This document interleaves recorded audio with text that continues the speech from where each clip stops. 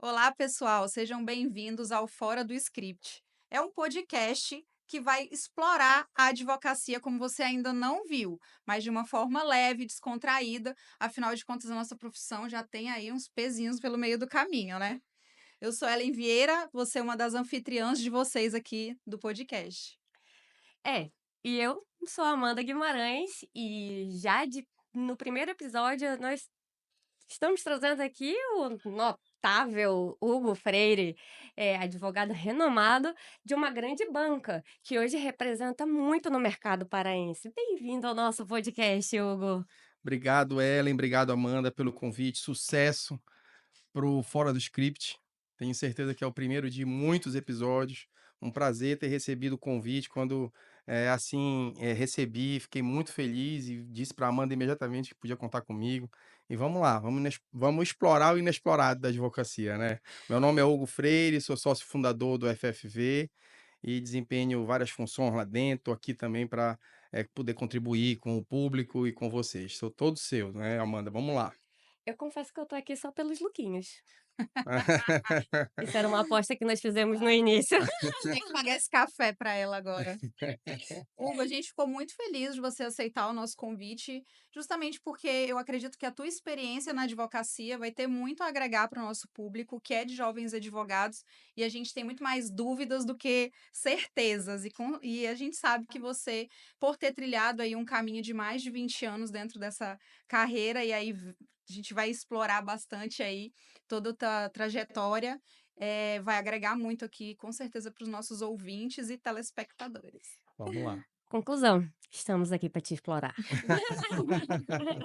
Ó, vai ser um prazer. Adoro falar sobre advocacia, adoro falar mais ainda sobre o FFV.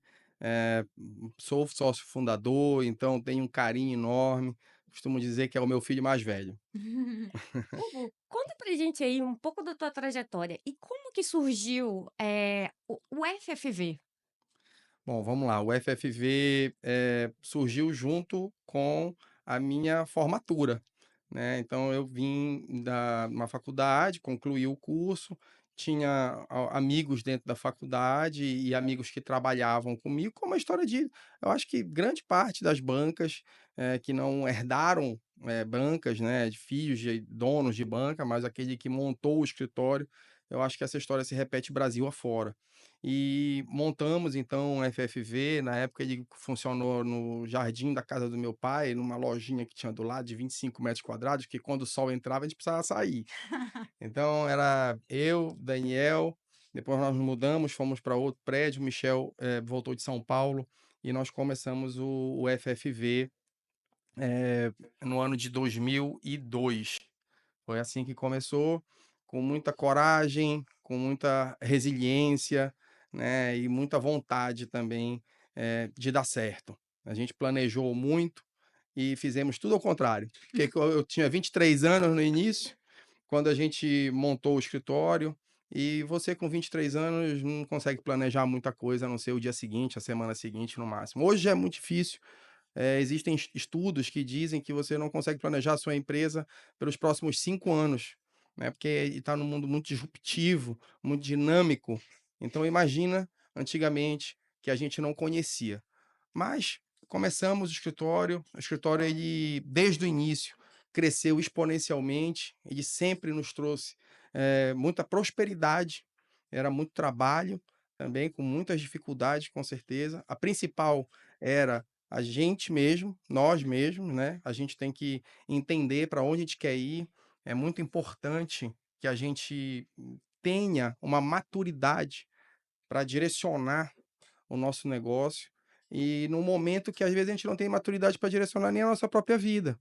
Então a gente se viu tendo que direcionar, e não tem opção. Então nós seguimos alguns motes que na época eram mais próximos da gente, com pessoas conectadas conosco mais próximas.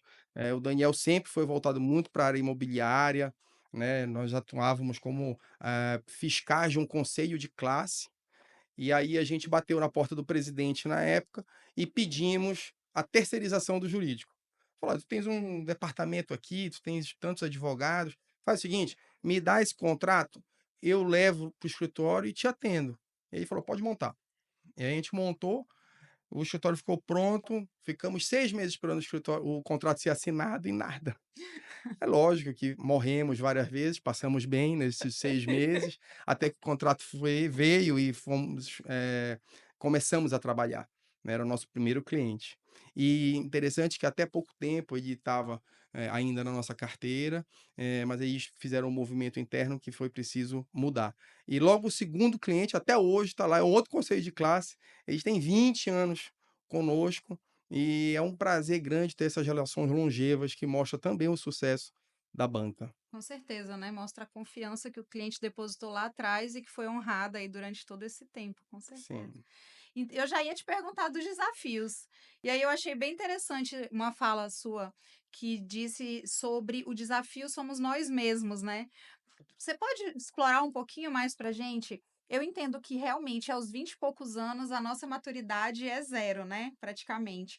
Mas dentro desses desafios todos, tem algum assim que seja mais marcante para você e que você identifique nessa jovem advocacia de hoje ainda?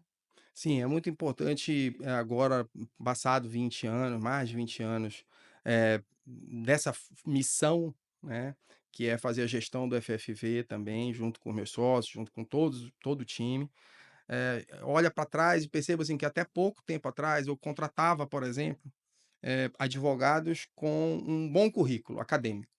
Hoje eu não busco mais isso, porque eu contratava por essa razão e demitia por conta de falta de inteligência emocional. Então, os soft skills sempre são mais importantes. Hum, Essa que é a verdade. Então, eu comecei a mudar isso. Então hoje, eh, voltando no tempo, para responder a tua pergunta, o principal desafio, de fato, somos nós mesmos, porque a gente precisa identificar quais são as nossas habilidades hum, e precisa se associar com pessoas que tenham habilidades complementares às nossas. Sem dúvida alguma, tudo isso é blá blá blá, é lindo de ouvir, super filosófico, mas quando a gente está num escritório de advocacia, o que importa mesmo é cliente. Se tu não tiveres cliente no final do mês, tu não sustenta o escritório. Se tu não conseguires convencer aquela pessoa que está do teu lado a confiar no teu trabalho e a fechar contrato, ele não aceita desaforo. O negócio não aceita desaforo. Você vai ter que ter cliente. Esse é o maior patrimônio de qualquer empresa. Então, sem dúvida alguma, o maior desafio é fechar o primeiro, o contrato, é fechar o segundo, o terceiro, sem perder o primeiro, e uhum. assim montar uma escala de crescimento sustentável. É aquilo que eu acabei de te dizer, que até hoje eu tenho meu primeiro cliente. Então, eu acho que a gente conseguiu cumprir, dar check nessa missão. Então, o principal desafio, na minha opinião, é sem dúvida ter cliente. Você precisa ter cliente. Como captar cliente? Como manter o cliente? Como se fazer importante nessa relação? E o que é mais difícil? A captação ou a manutenção do cliente? Boa pergunta, Amanda. Acho que a captação, sem dúvida alguma, mas você, quando capta, você precisa estar atento para a necessidade, para a dor do cliente, e você precisa estar preparado antes mesmo de ter a primeira reunião com o cliente. Acho que poucas pessoas entram no site do cliente, estuda o cliente, procura saber da empresa do cliente, procura fazer um mínimo de pesquisa sobre os processos que o cliente enfrentou recentemente. Acho que você precisa entender quais são os projetos do cliente, mapear o cliente para sentar numa mesa de reunião para captar o cliente. Quando você cria essa conexão com o cliente, você dá um primeiro passo. Eu costumo dizer que uma captação ela tem 5 minutos. Os primeiros 5 minutos da reunião são decisivos. E, olha, pela estrada que eu tô, eu vou dizer uma coisa para vocês, eu não desafio mais essa regra não. Pode ser pequeno cliente, médio cliente, grande cliente. 5 minutos do que você vai falar, de como você vai falar, o que você vai abordar, você é decisivo. Aqui 5 minutos são decisivos pra gente, sem dúvida alguma. Eu fiquei até curiosa agora, Hugo, com esses 5 minutos. O que você fala nesses 5 minutos? Você precisa mostrar conhecimento, Ellen. Precisa mostrar que você conhece a dor do cliente, que você tem case de sucesso daquele assunto. Se o cliente está falando com você sobre fusão, você tem que mostrar que você já fez uma fusão. Se está falando de uma reclamação trabalhista, você tem que mostrar que você já atuou naquela reclamação trabalhista. Hoje tem muitas ferramentas, tem jurimetria que pode te ajudar a isso. Você não precisa ter vivido, mas você pode dizer que o tribunal pensa assim, que o tribunal tem posicionamento assim, e falar muito de você deve ser evitado. Eu acho que você deve mostrar resultados, você deve mostrar que você já tem alguma experiência naquela necessidade do cliente, né. Então os primeiros 5 minutos, entende o que fez o cliente ir lá contigo.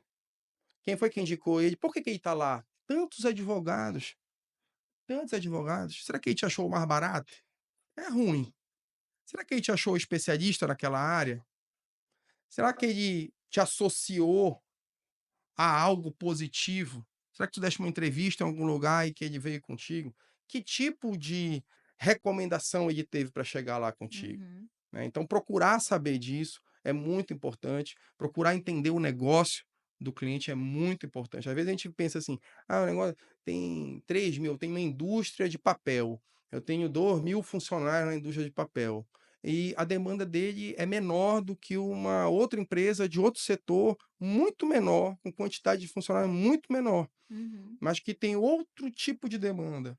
Então você precisa entender o que que leva, porque na hora de que você vai atender o cliente, você não vai atender um funcionário, 3.000 funcionários, você não vai atender a quantidade de funcionários que aí tem lá. Você vai atender uma pessoa igualzinha a outra, com a mesma dor, com uma específica dor, um sentimento talvez de querer mudar seu escritório, Hum. ou tem aquele cliente que nunca teve advogado, que é a primeira vez que ele está tendo a necessidade da demanda. Então, a área realmente é muito abrangente, tem muita oportunidade para todo mundo, mas não perde teus 5 minutos. Adorei a dica. Sabe o que eu estava pensando aqui? Te ouvindo falar, o que é muito bacana, principalmente para mim, que já participei da tua banca e, enfim, fui muito feliz nos 5 anos que eu trabalhei lá no FFV. É que eu sempre estimulei dentro da tua equipe e como membro da tua equipe, aquele senso de dono. É legal quando você trabalha com o cliente e você toma para si as dores do cliente. E aquilo você assume. Eu lembro que de sair uma decisão, fala, meu Deus, como assim? Que decisão taratológica. Aí eu chegava na porta do Hugo assim, indignada, olha o que o juiz entendeu aqui. E aí é meio que eu tô começando a interpretar, ainda mais porque eu também tô me aventurando no mercado, abrindo meu próprio escritório, é que o senso de dono também faz essa diferença. A pessoa te reconhece pelo senso de dono. E o que foi que te fez ter o senso de dono? Você tá invertendo os papéis aqui no É podcast? o fora do É script o fora aqui. do Não é o script. nome? O que foi que me fez ter o senso de dono? Eu sempre tomei para mim a profissão como, aquilo que eu sei fazer, aquilo que eu quero fazer e aquilo que eu vou levar para o meu legado. Então, pensando dessa forma, eu passei a expor e trazer as dores do cliente e tratá-las como se fossem minhas. Foi daí que partiu o meu senso de dono. Então, eu tenho certeza que uma das regras mais importantes do mercado é contrate quem é melhor do que você. É, isso é importante. Isso é Eu acredito que os meus advogados da minha equipe são melhores advogados do que eu. Não são melhores estrategistas, não são melhores captadores, não são melhores nada do que eu me acho melhor. Aonde eu estou me sentindo adequado ao mercado e aonde eu posso servir ao mercado. Uhum. O escritório, como qualquer outra empresa, é um organismo vivo e que ele tem uma função social. Ele precisa prestar um serviço para a sociedade. E eu preciso entender aonde que eu posso prestar esse melhor serviço e reconhecer com humildade aonde eu não tenho que prestar, porque tem pessoas que prestam melhor. E quando eu consigo compreender isso, eu realmente entendi o que é um organismo vivo. Você imagina o corpo humano, a beleza que é?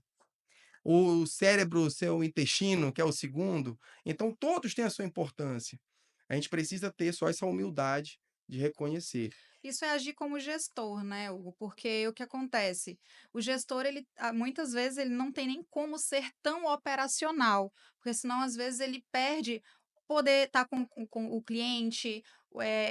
A advocacia ela é uma profissão que nos exige muito no operacional. E eu imagino que quando você chega a ter uma corporação do tamanho que já é o FFV, você precisa sair um pouco do operacional, aquele operacional batidão do dia, ter pessoas muito boas ali e conseguir geri-las. Eu imagino assim, né? Mas aí você tem mais propriedade de causa para falar do que eu. Eu tô, tô começando. Ellen, eu vou fazer uma analogia com você. O operacional é uma jiboia, ela vai te apertando, te sufocando e pode ter certeza que esse duelo você não vai ganhar. Uhum, Sai do operacional se você pensa em fazer gestão. Descentralizar dói. Às vezes verdade. você não consegue. E se não der conta, tudo bem, tudo certo, aceita. Grande parte do sofrimento do gestor e do ser humano como um todo é a aceitação. É só essa palavrinha. Uhum, Tudo que você aceita não dói. Tudo que você não aceita tem sofrimento. E no negócio é a mesma coisa.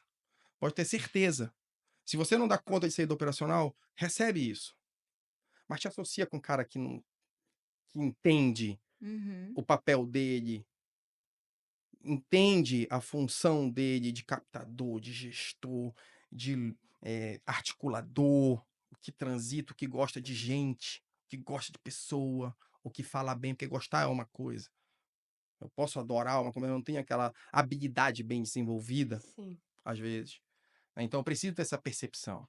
Mas o operacional, de fato, vai te sufocar, vai te matar como uma jiboia. Pode ter certeza. Então, tem que sair dele. gostei da analogia, faz sentido.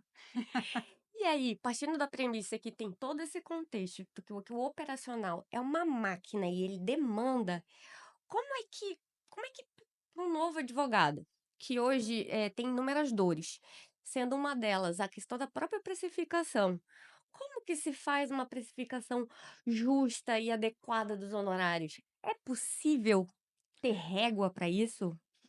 É possível ter régua para isso e é possível a gente fazer algo que a gente se sinta bem. Tem que saber o que é justo e o que é adequado e para quem que vai ser justo e vai ser adequado. Tem que ser verdadeiro. E para isso você tem que entender o teu negócio. Eu costumo sempre falar de precificação, conhecendo o negócio. Eu preciso entender quanto custa o meu negócio. Primeiro, o que é o meu negócio? Teu negócio é o quê? O podcast? Quanto tempo te toma? Quanto tempo te tomou antes na organização desse evento? Na locação do ambiente? Na maquiagem que você fez? Quanto tempo vai te tomar depois, de pós, de observação de rede social? Quanto que você vai investir de tráfego pago depois? Não sei. Você consegue mensurar isso só com uma ferramenta que é o timesheet. Se você tem uma pessoa que é você mesmo, se é um escritório de uma só, faz controle de quanto tempo você está se dedicando para o seu negócio. Aquilo é o teu custo. Não estou falando para fazer métrica do imaterial. O material, coisa que mais é preciosa para todos nós é tempo. Então, eu sei quanto o FFV me custa e sei quanto que um advogado me custa, quanto que a minha equipe me custa, quanto que o administrativo me custa, quanto que a minha controladoria me custa. Eu sei o que ele é capaz de produzir naquele tempo. E a partir disso, eu aplico a minha margem de lucro e eu aplico, então, a precificação. Eu faço a precificação. Então, vê como é o inverso. Eu primeiro vou para quanto custa o meu negócio. Então, eu sei, o meu negócio abre 8 da manhã, fecha meia-noite. Um exemplo, porque eu tenho virtual. Né? Então, eu tenho, um exemplo, 8 às 8, bora facilitar. Eu tenho 12 horas de jornada lá no FFV. E Uhum, eu tenho um curso de X por mês, eu já começo a ter pelo menos uma regra de 3 aqui, rápido, que eu consigo fazer o custo dele genérico, né? uhum, Geral. Então, se eu tenho o custo dele geral, eu vou para o micro, para a equipe trabalhista. Quando eu vou contratar um novo cliente, eu vou fazer o dimensionamento de equipe. Vou falar, não, eu preciso para esse cliente aqui de tantos advogados. Um civil, um trabalhista, eu faço o dimensionamento de toda a equipe. Mas eu não posso me esquecer que ele também vai me emitir nota fiscal, que eu tenho que ter um financeiro, eu não posso também me esquecer que ele vai ter controle de gestão de processo, e para quem não sabe, hoje em dia gestão de processo às vezes é muito mais importante do que o resultado do processo para departamentos jurídicos, dependendo deles. Então, gestão de processo, que é a controladoria, que é Uhum. aquele trabalho que ninguém quer fazer, aquilo custa dinheiro, porque ele está sentado numa cadeira tua no metro quadrado, que não é barato, numa estrutura que não é barata. Você tem que saber o seu custo. Quando você entende o teu custo, que é o que dá mais trabalho, botar essa lupa e destrinchar isso, você entende que você, daquele piso ali, você não pode passar. Aquele valor é o mínimo. Aquilo eu tô trabalhando de graça Pra mesmo. ficar no 0 a 0 ali, né. Pronto. Então, eu sei o meu custo, eu custo tanto, e se eu cobrar menos, eu vou ficar no 0 a 0. Bom, mas eu quero ganhar, né? Bom, então eu quero ganhar, então eu vou aplicar minha margem de lucro. Sobre esse valor, eu aplico minha margem de lucro. É 100, 200, 300, 30, 10, Uhum. 20, não interessa. Aplica a tua margem de lucro. E tá aí um modelo de precificação. Nascestes com um modelo de precificação. É só isso? Não. Porque tem valores imateriais nisso. Tem clientes que agregam valores. Eu tenho clientes meus que estão comigo há 18 anos e que trouxeram os maiores clientes até hoje que eu tenho e continuam comigo. E essa pessoa é formadora de opinião, essa pessoa fala de ti, essa pessoa, ela conecta contigo, ela é realmente um grande parceiro teu. Mais do que, às vezes, alguns parceiros que você foca Uhum. e que você, por alguma razão, não enxergou aquele outro parceiro. Então esse parceiro que está te indicando, que está te levando um novo cliente, ele é atenção máxima. Você não vai atender diferenciado, mas você vai dar atenção para ele. A precificação dele tem que ser adequada para a importância do negócio. Uhum. É como que é o boca a boca, né, por exemplo, tu Sempre traz foi, sempre foi.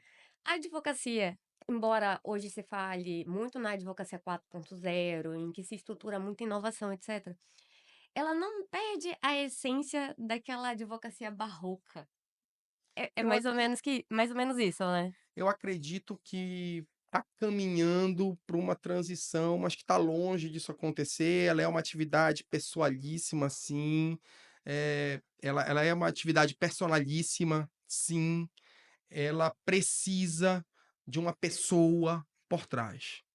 Você sabe que eu me lembro bem, há 22 anos eu fui, ninguém do público de vocês vai saber, mas eu fui numa rede que nem existe mais, chamada Macro, e eu fui comprar o primeiro software que custava R$ 50.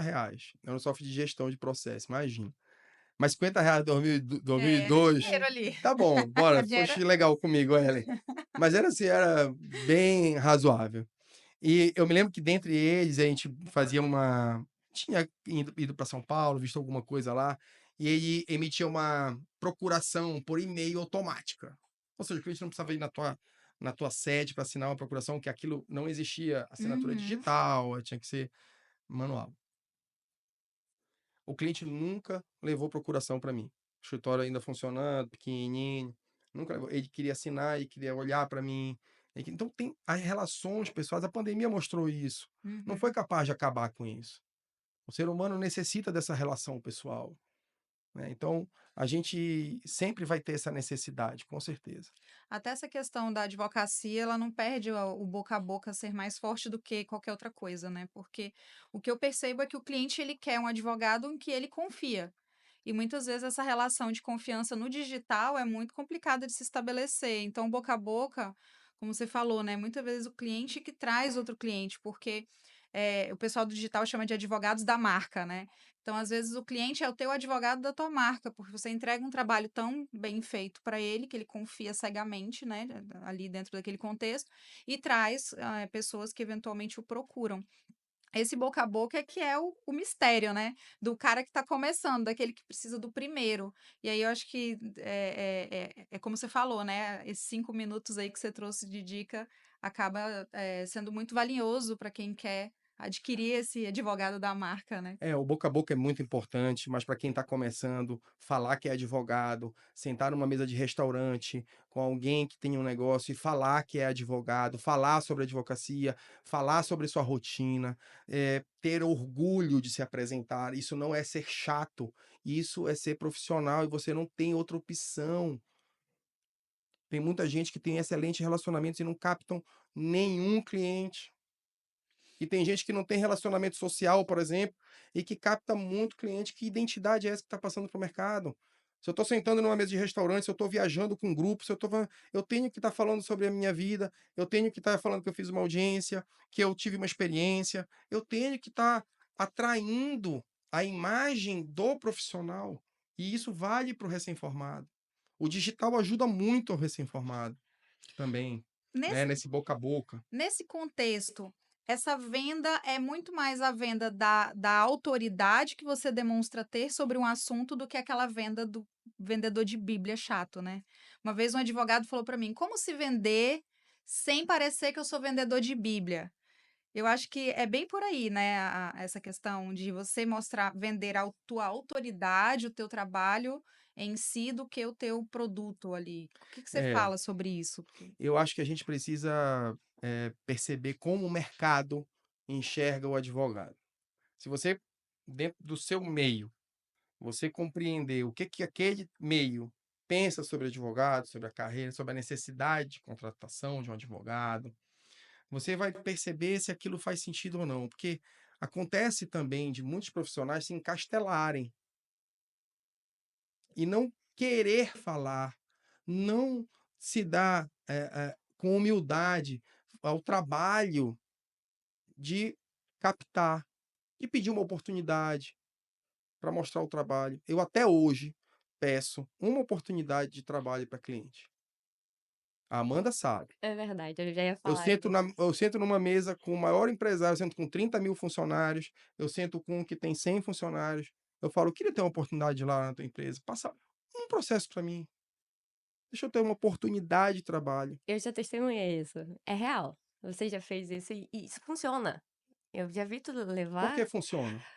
porque é o seguinte, pelo que eu percebi no tempo em que eu estive contigo, e parte do meu perfil de negociação eu trouxe do tempo em que eu estive no FFV, é que você fornece ao cliente uma chance dele te conhecer. Então, você favorece esse cenário. Mas aí vem aquela questão da negociação. Concorda comigo que não é todo mundo que tem o tino para negociação? Eu concordo que todo e qualquer empresário que você sentar na sua frente, ele sabe negociar mais do que você. O certamente. problema é que a gente acha que a gente sabe negociar melhor do que ele. Por quê? Porque a gente é advogado, porque eu estou encastelado, porque eu tenho escritório, porque eu sei uma tese que ele não sabe. Não esquece isso. Ele sabe negociar mais do que tu. Provavelmente ele tem mais experiência e já contratou advogado e tu nunca contrataste com o cliente. Então, que tipo de capacidade de concorrência, de igualdade de concorrência você tem com ele? Zero, gente. Quando você fala assim, eu quero ter uma oportunidade, você está mostrando ali valores, você está transmitindo princípios, pessoa, de pessoa para pessoa, você gera empatia ao conectar. Quem acha que é o business pelo business, na minha opinião, não está no caminho certo. Nunca foi business pelo business. Você se conecta com pessoas. Você capta pessoas, você conquista. Tem um livro que fala sobre isso, que é a arte da sedução. E você tem os seus capitais. E quando você conecta com o capital do outro, você atrai. E isso é fundamental numa relação que é personalíssima, Ellen. Eu não estou vendendo um produto. Você está se vendendo a pessoa e a E, confiança e, e ali. e a atividade nossa ainda é, nesse ponto, mais complexa, porque nós somos atividade meio, a gente não é atividade fim. É muito difícil, inclusive é uma coisa que eu comento muito com a Ellen. Eu brinquei com ela recentemente que eu falei: "Ellen, vou fazer transição de carreira". Eu brinquei com ela e brinquei com uma outra colega nossa, mas essa outra colega perguntou: "E você vai fazer o quê?". Aí eu falei assim: "Eu vou ser hippie". Aí ela olhou, ela: "Calma, Amanda, calma". Mas assim, voltando ao assunto, o que eu comento muito com a Ellen é que o advogado ninguém quer procurar um advogado, porque quando se procura advogado como se a coisa já estivesse no talo. É a necessidade de resolver um problema. Então assim, eu entendo que a advocacia é algo que as pessoas não querem consumir. Concorda ou eu tô com uma perspectiva equivocada? Toda vez que você, na minha opinião, fala ninguém quer, eu não vou concordar. O mercado é muito grande. É verdade que existe uma pecha, às vezes, em algumas profissões, não só no advogado. Ninguém quer contratar, às vezes, um engenheiro, o mestre de obra é muito mais barato, mas dá muito mais trabalho. Depende muito do perfil e da tua capacidade de aceitar que aquele cliente não é para ti. Porque se ele não concorda em contratar advogado, eu vou ficar insistindo para ele contratar advogado? Se já está nascendo errada a relação. Se ele não vê valor naquele serviço, né, para que você vai vender? Ele não está pronto para contratar o serviço. Eu não posso desrespeitar a ordem normal do mercado. Eu não tenho esse poder. Eu vou continuar reto, resiliente, firme no negócio. Um dia ele vai precisar. E eu preciso estar na cabeça do pensamento dele, aquele top 5. Pensou em história de advocacia, quem é que pensa? Uhum. E aí eu preciso que ele pense em mim, eu preciso que ele pense no FFV, eu preciso que estar na cabeça dele. De alguma forma eu vou direcionar uma energia para aquilo. Ou seja, você entra na cabeça dele, não necessariamente você está vendendo o seu produto ali, o seu serviço, porque ele não naquele momento ele entende que não precisa, mas você marca ele de alguma forma. Marca aí de alguma forma, você precisa ser um facilitador. E você pode ser um facilitador de várias formas. E eu preciso, se eu puder fazer com que as pessoas que estejam do meu lado, dentro do FFV, multipliquem essa cultura e façam também isso, a sinergia é muito maior.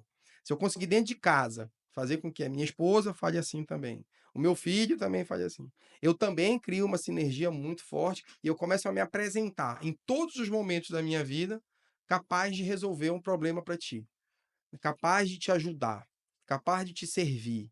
Eu acho que a advocacia é muito mais, por isso que a nossa marca é FFV e nunca foi só advogar, porque a gente sempre entendeu que não é só advocacia. E de fato, gente, a advocacia é muito limitada pelo que a gente aprende na própria faculdade. A gente não conversa Perfeito. sobre isso na faculdade, a gente não tem roda de debate, a gente não tem estímulo nenhum. E tá certo não ter também. Eu não acho que seja grade curricular da faculdade, eu acho, sabe? Mas eu acho que Mas é uma questão de qualificação pessoal que a gente tem que correr atrás. É mercado. mas Hugo, assim, a gente sabe que soft skills, elas são aquelas qualidades não técnicas. Mas concorda que existem maneiras de se estimular no jovem, que hoje é impulsionado muito cedo a escolher sua carreira? Então, assim, o que que eu penso? Vou fazer só uma ressalva, porque eu vou apresentar uma discordância. Você falou assim: "Ah, eu acho que não se apresenta na faculdade", e talvez não devesse. A verdade é que eu acredito que deva, porque a faculdade, ela é o ponto de partida para aquele jovem advogado. Então ele precisa ter noção da onde ele está se inserindo, e que ele precisa ter para além das questões meramente técnicas. Tanto é que foi uma das ideias que deu aso ao podcast. A gente falou assim: "Vamos, a gente quer apresentar para aquele novo advogado", até porque existe um inchaço, né, existem muitas faculdades, se formam muitos advogados, enfim. Então, tem essa necessidade. Não é importante, por exemplo, tu até me disse: "Eu contrato por soft skills hoje". Então por que que a faculdade não pode dar este caminho? Que aí a gente tem que pensar no sistema educacional maior. Talvez colocar essa responsabilidade para a faculdade pode ser uma injustiça. Porque quando a gente está no primário, na formação da criança, a gente não tem também um monte de outras educações tão importantes como que outros povos, outra cultura têm, como financeira, emocional. Então, vamos lá. É verdade que deveria. É verdade também que não é responsabilidade só da universidade, só da faculdade, que é de um sistema educacional global. Mas veja com bons olhos.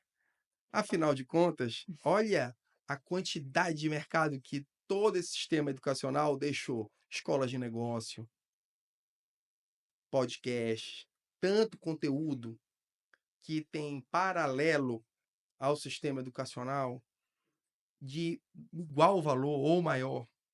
Hoje é muito comum, eu recebo às vezes algumas perguntas do tipo,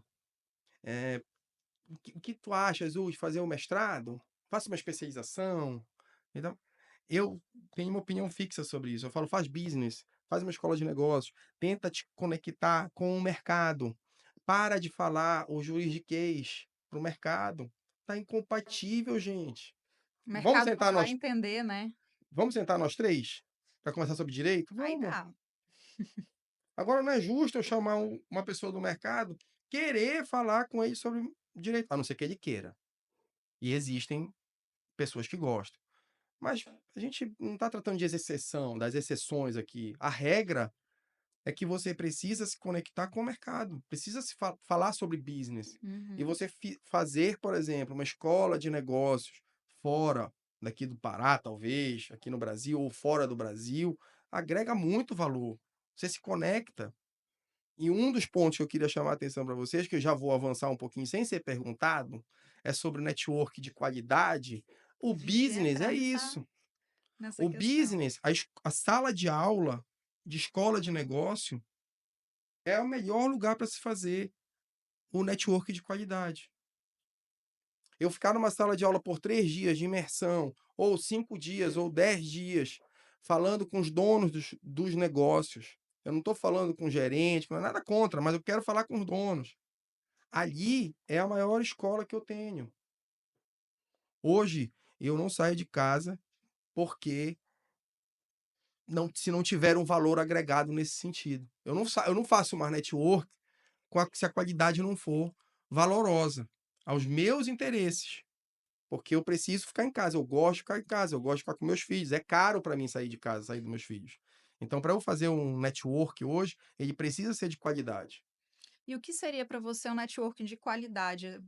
Pra tá, não, para o Hugo eu acho que eu já sei a resposta, mas para um jovem advogado, alguém que está começando, o que que você diria os primeiros passos ou onde ele pode ter oportunidade de bons networking? Fazer bom Na, networking. o network de qualidade para toda e qualquer idade é quando você aprende algo. Eu costumo falar para o meu filho o seguinte: quer saber das coisas? Anda com o velho do teu lado. Ai, meu Deus. Anda com o velho do teu lado. Anda com uma pessoa que tem experiência. Anda com uma pessoa que pode te ensinar, te agregar e tenha vontade de te ajudar. Tem muita gente que pode te ajudar e não te ajuda. Tem porque é a característica de cada um.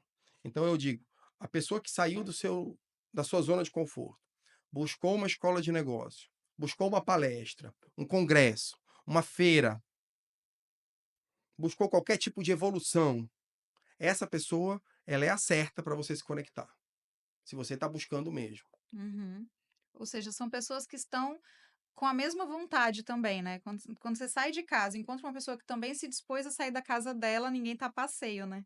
É isso aí. Hugo, a gente, viu que você participou da feira de Legal Tex e Lawtex. E aí, conta pra gente, assim, um pouco dos insights que você teve por lá. Bom, mais uma feira sobre tecnologia no setor jurídico. Essa me chamou a atenção, foi o congresso da AB2L, é uma das maiores associações de Law e Legal Tech, que tem no mundo, com certeza é a maior do Brasil. Ela promove esse congresso e me chamou muita atenção desde o início o fato que eles certificam escritórios e departamentos jurídicos que preencham requisitos objetivos e submetem a uma análise de uma banca composta por players do mercado com o objetivo de certificar se você tem práticas com evidências de que você realmente tem uma atuação, se o teu ambiente ele é 4.0, né? Então, me chamou muita atenção esse congresso. Eu acho que essa certificação, Amanda, é o diferencial desse congresso. Recomendo, inclusive, aos donos, aos amigos donos de escritório, aos chefes, coordenadores, supervisores de departamento jurídico, que eu sei que eles investem em tecnologia, todos nós investimos em tecnologia hoje em dia, de um jeito ou de outro, Sim. mas que busquem essas certificações. Eu acho que essas certificações elas engrandecem o mercado e mercado grande, todos aproveitam, todos usufruem dele, mercado fortalecido. E agrega um valor na hora de precificar, não agrega? Tudo agrega valor na hora de precificar, né? Mas ele traz também muita segurança para o exercício da E advocacia. para quem está te contratando, em certa Sim, medida, sim, né? Por concordo exemplo. contigo. Por exemplo, eu tenho a precificação, eu saber que eu vou ter um controle efetivo para não ter perda de prazo, isso vale mais do que o que não tem esse controle, né? Eu acabei de te dizer, por exemplo, eu ouvi muita palestra lá sobre departamento jurídico. O que departamentos jurídicos de grandes corporações buscam é muito mais, às vezes, a alimentação de um sistema, o provisionamento orçamentário, saber fazer uma predição e preencher corretamente um sistema, do que, de fato, a gente ter aquele exercício da advocacia básico, né? Então, a gente precisa compreender realmente o que o mercado quer para precificar. Hugo, essa questão da tecnologia é interessante para o advogado, né? Eu conheço muitos advogados com uma resistência gigantesca ainda de vir para o digital, mas o digital é isso, a advocacia que utiliza do que os softwares enfim, toda essa era tecnológica tem para nos oferecer. Você acha que essa advocacia analógica sobrevive por muito tempo ou não? Como é que está aí esse mercado, esse cenário do mercado, na tua Ellen, opinião? eu percebo muito esse a mesma observação que você fez, eu faço uma avaliação. Em mais de 20 anos de FFV, nós começamos com um planejamento estratégico pautado primeiro em pessoas. Então, nós desenvolvemos pessoas, nós criamos uma cultura, desenvolvemos essa cultura. Logo depois, se eu não me engano, em 2014, nós recebemos um prêmio Prazer em Trabalhar. Na época, acho que foi promovido por uma rede de comunicação da imprensa aqui no estado do Pará. E depois nós investimos na questão de processos internos. E evoluímos no processo interno. Há 3 anos atrás, nós fomos certificados pelo ISO, pela Bureau Veritas, pela francesa, que é a certificadora. Então, se há 3 anos atrás a gente foi certificado, é porque eu já tinha um processo interno rigoroso lá dentro do escritório. E depois a gente vai para a tech. Eu acho que a tecnologia é a forma com que, se você pudesse botar um gráfico no crescimento de qualquer negócio, você vai perceber pessoa, processo e tech. Tech exponencia o crescimento. Mas todos esses passos que eu te falei agora, ele tem transição, eles têm transições. Uhum. Sem dúvida alguma, a tech é o que tem mais resistência. E a resistência ela é fruto de uma cultura mal desenvolvida. Mas principalmente de um alinhamento de expectativa da tua visão de negócio. Você sabe que a maior dificuldade que o gestor tem é ter a visão de negócio alinhada com os seus liderados. E se você fizer uma pesquisa dentro do teu negócio, saber qual é a visão de negócio do líder e do liderado, provavelmente eles vão estar em sentidos opostos. Isso é um perigo, Uhum. porque a tua cultura está em jogo. Então, quando eu falo, ó, gente, o FFV ele é 4.0, todo mundo rema para o mesmo lado. Sim. Isso eu criei uma cultura, desenhei uma visão de negócio com clareza o suficiente para que essa cultura ela exponencie o crescimento do negócio. Perfeito. Então, respondendo a tua pergunta, resistência, falta de cultura. Tá. Vamos fazer um link aqui rapidamente, a gente já tá chegando na nossa reta final. Oh, estou sofrendo. Gente, passa muito rápido, Passa, e é muito legal. Primeiro porque, assim, né? o convidado é ímpar. Mas fazendo um link com isso que tu estás dizendo aí, Hugo, qual é a importância de mapear bem os teus stakeholders para gerir esse processo de transição e, sei lá, administrar um pouco da resistência em que as pessoas se põem ante a advocacia 4.0? Nunca foi uma preocupação muito minha como gestor, olhar para o stakeholder. Nunca foi uma preocupação minha olhar muito para o que o outro está fazendo, para o que estão criticando, para o que o outro estão querendo fazer. Eu sempre busquei me desenvolver como gestor para que eu tenha clareza, objetivos e saiba para onde eu quero ir. Depois, eu vou para o mercado, pergunto para o mercado se para onde eu estou querendo ir agrega para ele, interessa para ele, e se isso tiver conectividade, fizer sentido, eu vou seguir. Quem tiver contra, em algum momento, vai perceber o sentimento de inadequação. Às vezes não é contra, às vezes é em outro momento, inadequado. Uhum. O sentimento de inadequação, ele gera esse tipo de comportamento de resistência. Porque como eu não sei para onde eu quero ir, eu não sei onde eu estou e para onde eu quero chegar, eu estou inadequado, eu não gosto de muita coisa porque tudo me atordoa, porque eu não estou bem comigo. Mas o negócio não pode deixar de seguir. Então, para mim, o objetivo é ter clareza, visão de negócio clara, mas nunca te esquecer do teu mercado. Bate na porta do teu cliente, pergunta para o teu cliente o seguinte: queria que tu me ouvisse aí meia horinha, tu me atende? E eu vou te atender. Olha, eu estou pensando em comprar um BI. Eu estou pensando em montar um relatório para te dizer que aquele funcionário naquela idade, exercendo aquela função, é o que te processa mais. Portanto, passa isso para o teu RH e só contrata quem é muito qualificado com esse perfil. Isso te adianta? Se ele fizer um ok, se ele agradar, esse sim é o crítico que me interessa.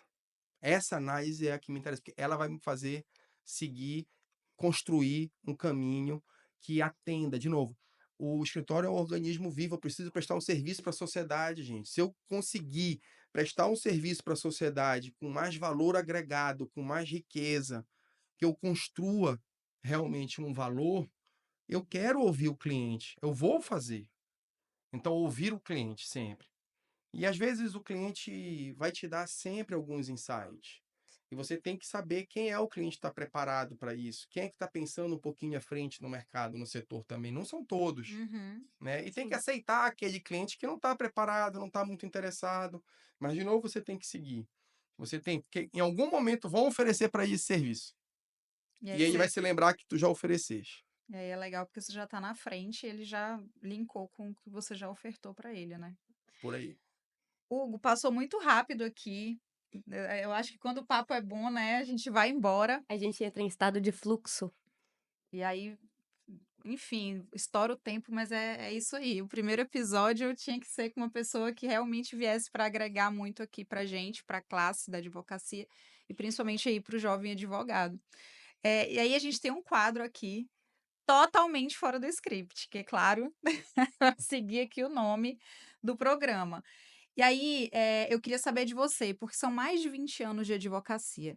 A gente, nos nossos praticamente metade dessa estrada tua ainda, já tem história para contar, então imagino que você tenha, assim, histórias inusitadas dentro dessa trajetória da advocacia. Tem alguma, assim, que venha na sua memória e que você possa compartilhar com a gente, que marcou a tua estrada? Olha, realmente, Ellen, como tu falaste, são muitas histórias. Eh, a gente tem realmente aqui que fazer talvez um outro podcast para falar sobre essas histórias, né? Tem muitas delas engraçadas, muitas que nos trouxeram muito aprendizado, mas sem dúvida alguma, acho que a construção de uma marca, o trabalho feito para construir uma marca, essa é a maior história que a gente pode contar. Porque o escritório ele é composto por vários profissionais, cada um tem a sua história, cada um. Eu contar agora uma história, talvez eu esqueça do outro, mas eu acho que, principalmente, se a gente trabalha ali focado em trazer resultado, em construir uma marca legal, a gente vai ter essas histórias para contar. O FFV, ele nasceu, eu falo, uma das histórias legais para contar é que quando a gente começou, eh, a gente precisava dividir o espaço, porque era uma sala de 25 metros quadrados, e muitas das vezes o assunto tratado era um assunto sigiloso, e eu ficava frente a frente com o Daniel. Então eu fingia sair, fingia ter um compromisso, uma reunião para que ele ficasse. E a gente marcava, você sabe, Ellen, que a gente só tinha secretária à tarde. A partir das 3 da tarde, a mãe do Daniel ia para o escritório e dava expediente de 3 às 6. Ah, Então, se eu tivesse a agenda livre a manhã toda, não importa. Eu só marcava a reunião com o cliente a partir de 3 da tarde, para ele chegar e ver uma secretária lá, entendeu? Então, a gente fazia gerava escassez pela manhã, falava que estava muito ocupado, que ia ter reunião, audiência e sustentação oral no tribunal, mas que 3 horas ele pudesse estar lá, poderia estar lá no escritório que nós iríamos atendê-lo. E aí, dito e feito. Na verdade, só queria a secretária para mostrar que a gente não era ao fraco menos não. servir um café ali, né. Adorei a história. Hugo, eu queria te agradecer imensamente por participar dessa nossa empreitada. Eu falo em nome da família ou do time podcast Fora do Script. A Didi tá inclusa no time. Exatamente, a Didi é realmente personagem ímpar, ela também nos ajudou a construir o que é o podcast hoje. E a gente queria te agradecer por ter aceitado tão prontamente o nosso convite para participar do nosso primeiro episódio, que vai abrir a primeira temporada. E acho que vai começar de uma forma tão célebre que eu fico muito feliz de poder estar aqui frente a frente contigo e poder ter esse diálogo bacana, descontraído. Eu te agradeço em nome da equipe Fora do Script.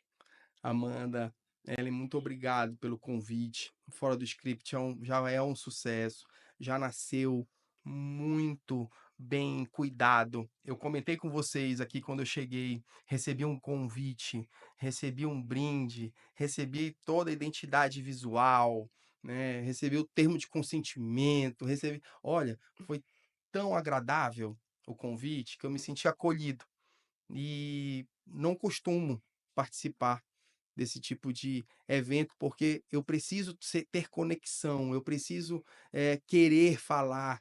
E aqui eu me senti muito bem com vocês. O Fora do Script, sem dúvida, já nasce grande, já nasce com sucesso simplesmente pela vontade de vocês, pelo brilho nos olhos, que só tem quem está aqui consegue ver. Então, parabéns, vida longa e muito sucesso para vocês. Muito obrigada, Hugo. Obrigada. Olha, tu me deve jantar, não crie polêmicas. Não, é verdade, era o café que eu sabia que você tinha esse potencial. Gente, a gente vai encerrando aqui o primeiro episódio. Foi realmente assim, eu espero que vocês aproveitem, porque eu aproveitei muito e não vou mentir que eu também tive essa oportunidade aqui de tirar essa casquinha de toda essa trajetória, essa experiência do Hugo. Obrigada. Obrigada a todos pela atenção e vamos agora para o próximo episódio. Tchau, Vem tchau. aí um convidado muito especial.